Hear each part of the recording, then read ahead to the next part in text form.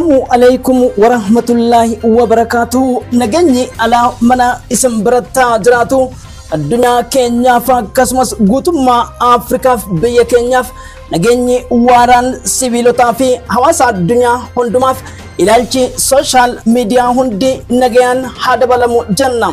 Kabajamtoota hordoftoota keenya qophiin keenya dhimbiibbaan hadhaa waraana baa gidduu galeessa dippiloomaasiin dhaabateef ogguramtoota Israa'el akkasumas haala yaaddeessaa keessattuu haleellaa Israa'el Libaanos irratti fudhattuuf Iraan niikilariiwwan atomii boombii 11 oomishuu dandeessu gabaasni hadaaltonni paarlamaa Shimbeet tibba darbee erga waliigalteen dhukaasa Gaazaa dhaabuuf Filisxeemonni hara galfii argatanii weerarri West Bank manneen alseerummaa 30 ol Tulkaarimiif Jeeniin irraa akka diigamu keessattuu ministeerri kolaafatti nageenya Israa'el Itamir Ben-Gavir adeemsota kanaan qoqqobbiiwwan imala fiizaa dhoowwatamuu fi mana murtii addunyaa ICJtiinis isas akkasumas Bezaleel Smotrich ministeera faayinaansiif deebisanii ijaaruu Israa'elotaa irratti ICJnis guyyaa dheengaddaa ture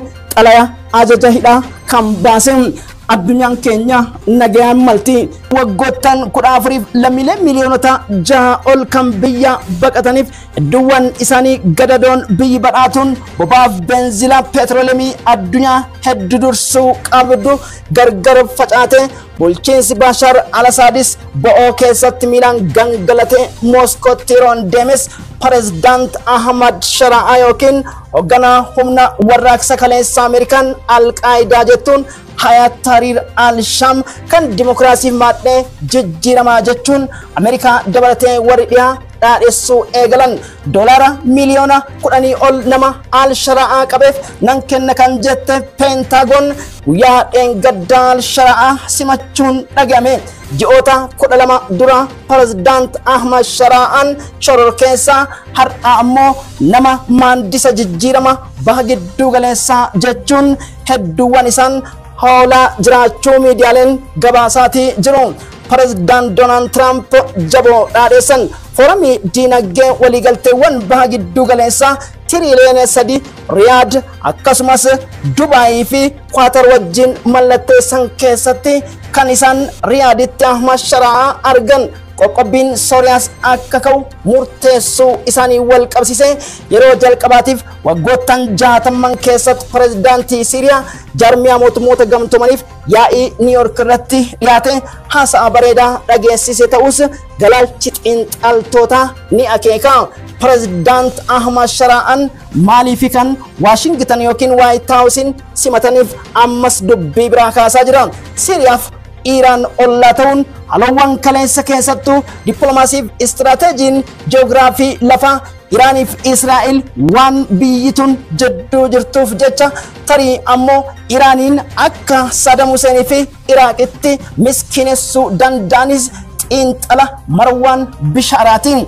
Kabajamtoota hordoftoota keenya Ahmad Shara'aan lammiilee Sooriyaa karaa dimokiraasiif mootummaa ce'umsaatiin daran ijaaruuf harka addunyaa jala qabatan. Mooskoon warra Ahmad Julaanii yookiin Abu Julaanii President Ahmad Shara'aa diroonota Kireemiyaatiin holqootaaf gaarreen Siiriyaa keessatti adamsaa turte dubbittiin wayita galteef Bashar al-Assad Siiriyaa akka gadi dhiisuuf saniin booda ammoo haala qabatamaa jiruuf haleellawwan Hayat Tahrir al-Shamiif humna hoggansaa warraaqsaa Ahmad Shara'aa Abu Julaanii jala turan hundarra haleellaa dhaabuun hojmaata walii galtee dhukaasa dhaabuu fi ce'umsatti akka ce'aniif Bashar al-Assad akka biyya baqatu taasisus al-Julaaniin dubbittiin waaloo kiriink yookiin dhaabbanni kola marsariitii addunyaa Amazon baasee China, Russia, Iran fi Kooriyaan kaaba waaloo diinagdee fi humna teekinooloojii hamma furguga saatalaayitiif ispeesiif militarii walii galaa guddisuu irratti waggoottan 10 lafa jalaan hojjechuu CIA'n Ameerikaaf Mossad irra geenne jechuun xiinxalli The West Asia Report Japan Times gabaasuu isaanis Daily News Al Arabian mirkaneessaniiti jiran. Biyyoota sadeen jaarmiyaa mootummoota gamtoomanii keessatti veto power qaban kanneen akka Jarman, Firaansii fi UK'n hojmaata qoqqobbiitiif Tahreenin affeeran. Kanaanis hin dhaabbanne Iraan hojmaata balastikiif oomisha misaa'ilota ishii sakattaasisuu qabdiinis qondaaltota White House irraa akka ajandaa yaadrima dippiloomaasiitti dhiyaatus Iraan dhimma nikileeraa fi atomii yuuraaniyeemii keenyaan alatti hariiroon Ameerikaa wajjin qabnu hin jirru jechuudhaan jala murteet dubbattee jirti. Odeessi kanaan osoo jiru dippiloomaatonni Chaayinaa fi Raashiyaa gara waltajjii AI yookiin eejansii to'ataaf gabbisa yuuraaniyeemii fi nikileera idila addunyaa kan jaarmiyaa mootummoota gamtoomanitti deebisuuf guyyoota 3 dura ture kan Iraan wajjin mari'atan. Ijibbaanni Alaaskaarraa waltajjiin beellama Hangaari irratti fashala'ee fi misaa'ilonni bebbeekamoon Ameerikaas Yukreen ni kennaman kan jedhan Donald Trump dhiisuun Ameerikaa waggoottan hedduu keessatti akka nikileerii dhukaasuuf yaalii taasiftuuf ga'umsa ishees madaaltu taasisutu himama. Qarqara Donbaas Keeviif buufata loojistikii waraanaa Yukreen kana leelte Moskoon haleellaa cimaa yeroo kamiyyuu caala miidhaa Yukreeniin irra gahu Zeleniskiin pirezidaantiin Yukreen dubbatee ture. Harka deebii ammoo dubbittiin haleellaa diroonota kamikaaz jedhaman Yukreen gadi dhiiste qarqara Kiriimiyaatti kan argamu humna ittisaaf qolannaa qilleensa Raashiyaa garmalee miidhuun Moskoo daranuu akka qeerransaatti dochisiisuutu himama. Ijibbaata waraana Yukreen Raashiyaa dhaabuuf tattaaffiin dippiloomaasii ammas itti fufuutu himama. Hordoftoota keenya kaayyoon keenya nagaa addunyaa guddina biyya keenya guddina addunyaa fi tokkummaa globalization dhaloonni artificial intelligence keessatti argamuun hojmaata ideology nagaa akka labsu dhaamsa keenya. Qarqara Donbaas Keeviif buufata loojistikii waraanaa Yukreen kana leelte Moskoon haleellaa cimaa yeroo kamiyyuu caala miidhaa Yukreeniin irra gahu Zeleniskiin pirezidaantiin Yukreen dubbatee ture. Harka deebii ammoo dubbittiin haleellaa diroonota kamikaaz jedhaman Yukreen gadi dhiiste qarqara Kiriimiyaatti kan argamu humna ittisaaf qolannaa qilleensa Raashiyaa garmalee miidhuun Moskoo daranuu akka qeerransaatti dochisiisuutu himama. Hordoftoota keenya kaayyoon keenya nagaa addunyaa guddina biyya keenya guddina addunyaa fi tokkummaa globalization dhaloonni artificial intelligence keessatti argamuun hojmaata ideology nagaa akka labsu dhaamsa keenya. Nageenyi furtuu filannoo hin qabne ta'uu nu hubadha. Peejii keenya like share duut akkasumas peace hasn't alternative jechuun nu qarqabaasin jenna. Waan nu dhageeffataniif galatooma. Kun Dhimbiibbaa odeeffannoo torbaanii CTN.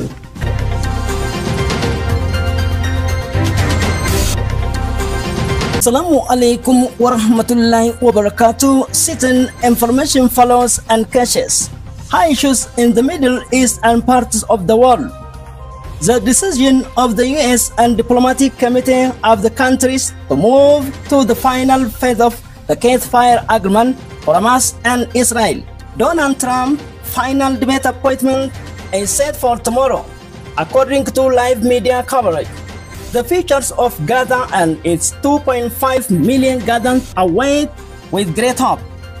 The big question is how ready are Hamas political office to implement and disarm guidelines. What is the decision of Israeli government official to translate the Israeli government into practice to end the war?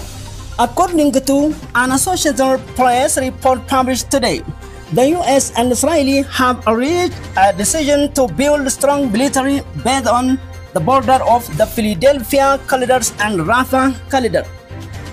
The citing insider information from Republican officials, President Donald Trump speech to Fox News media journalists 4 days ago, and Al Jazeera political analyst Marwan Bishara, an interview yesterday, combined the US government policy with Israeli diplomatic interests. Meanwhile, Israeli Prime Minister Benjamin Netanyahu, Marwan Bishara has also made it clear that Netanyahu has no plan to withdraw troops from the Gaza yet.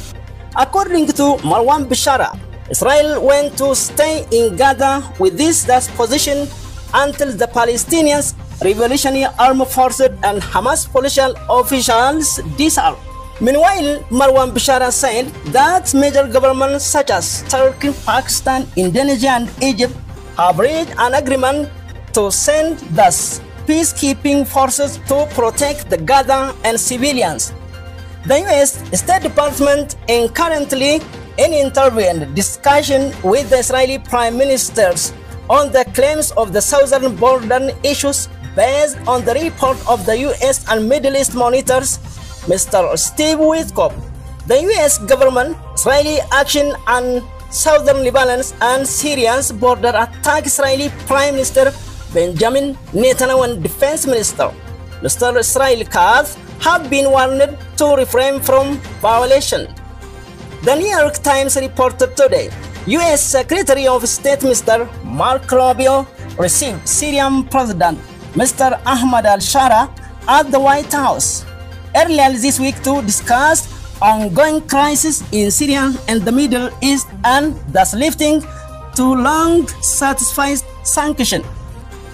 U.S. Secretary of State Mr. Marco Rubio received Syrian President Mr. Ahmad al-Shara at the White House earlier this week to discuss ongoing crisis in Syria and the Middle East, again to lifting of long-standing sanctions against Syria. The U.S. and the government of President Ahmad al-Shara have signed a joint statement on the major 7-point U.S. government spokesperson Caroline Leavitt gave press conference. The UN strong discussion on Iran, uranium and nuclear enrichment issues also led to a strong decision, citing the report of IAE or International Atomic Energy Agency, Mr. Rafael Mario Grossi, that the Iranian government should thus proceed quickly and shut down any newly restarted nuclear and uranium enrichment. Thus, stations is decided to suspend and open the door for negotiation. Iranian Foreign Minister Dr. Saeed Abbas Araghchi told reported that the Iranian government is not ready for talks with the United States at time. The U.S. State Department has announced that coordinated diplomacy will travel to Moscow in coordination with the U.S. State Department. Everyone, like, share, do it, and your input comment says peace. Have a good night.